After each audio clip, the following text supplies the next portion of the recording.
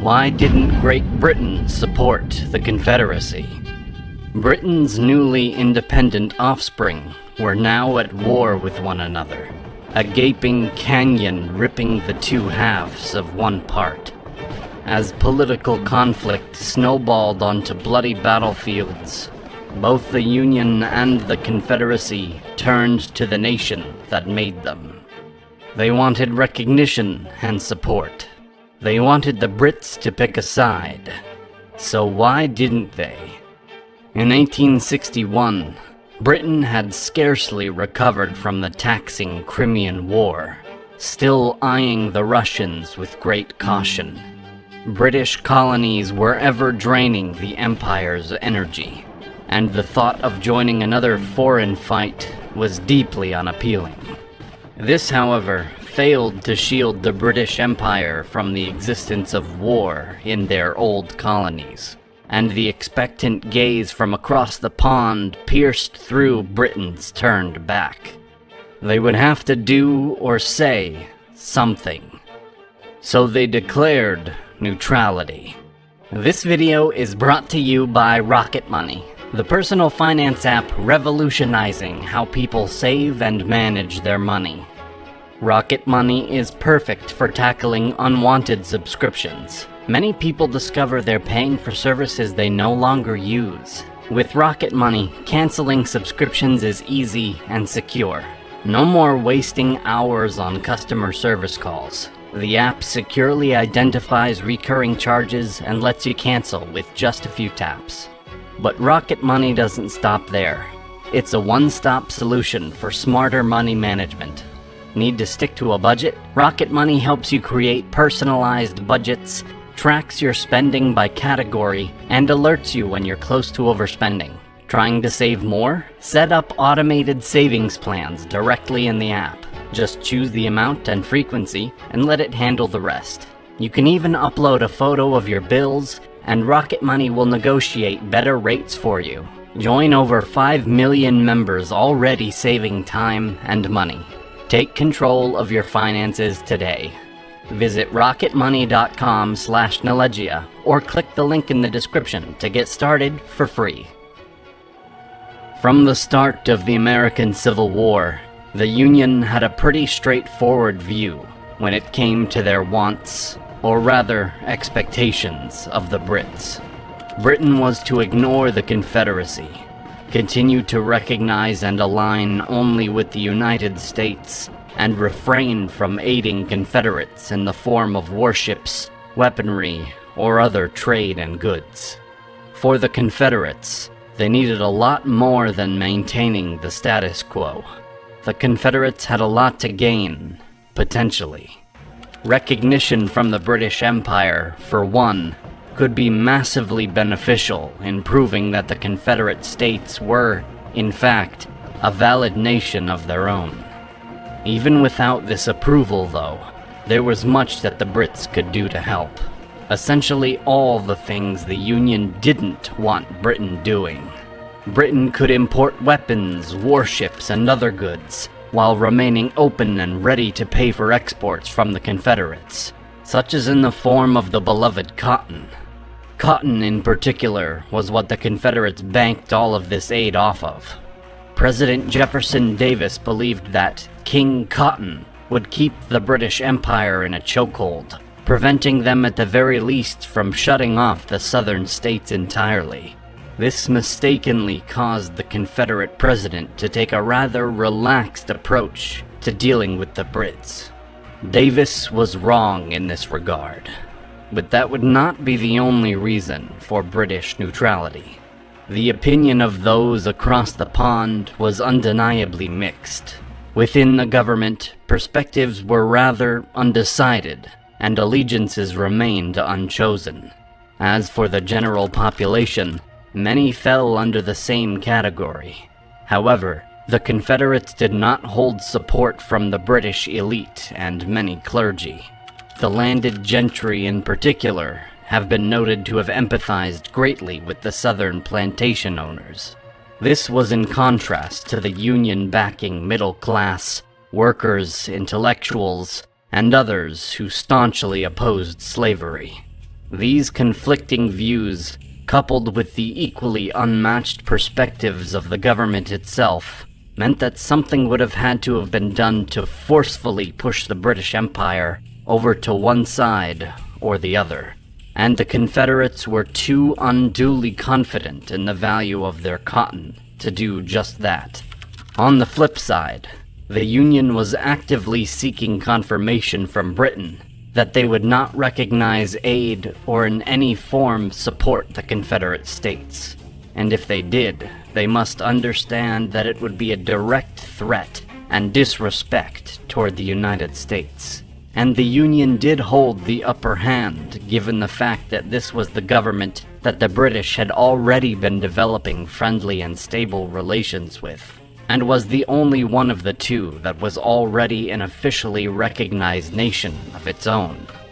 Additionally, the Union had more to offer than just cotton.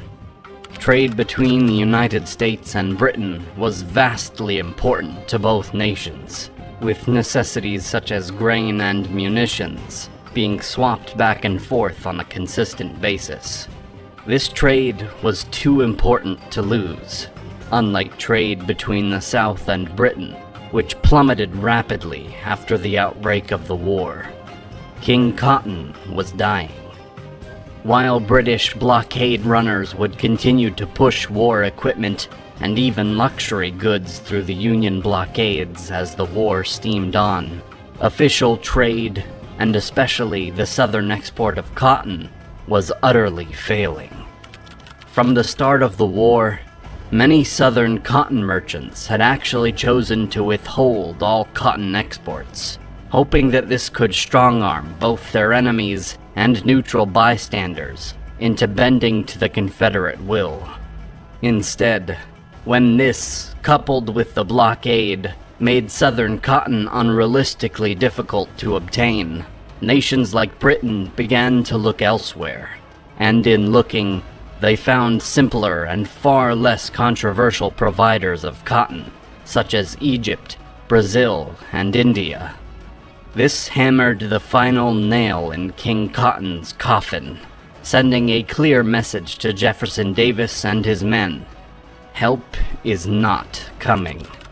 In reality, even the thought that European nations would intervene in the war to aid the Confederates was rather far-fetched.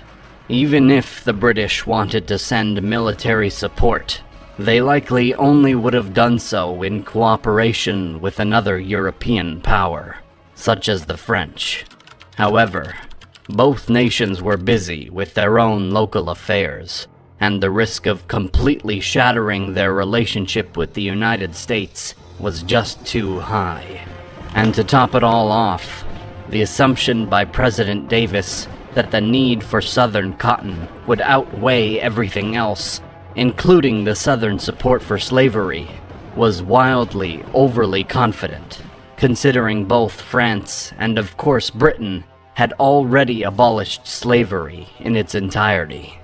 While at first, the topic of abolition was passably unclear for observers, given the fact that even President Abraham Lincoln was soft on his anti-slavery sentiments, by the time of the Emancipation Proclamation in the fall of 1862, the Union's position against the existence of slavery became comprehensible enough for abolitionists in other nations to take a hardline stance in support of the United States and against the Confederacy.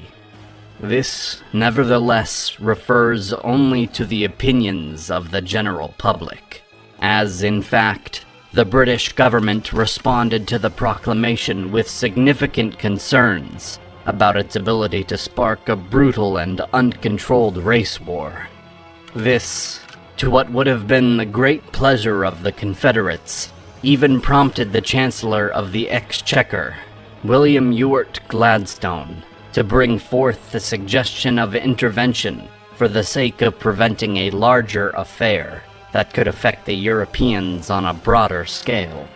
Nonetheless, by the end of debates on the matter, it was decided that this risk was far less relevant than the European threats to the east, and to intervene militarily in the American Civil War would now be austerely in opposition to the public opinion at home, which would undoubtedly spark domestic tensions at the very least.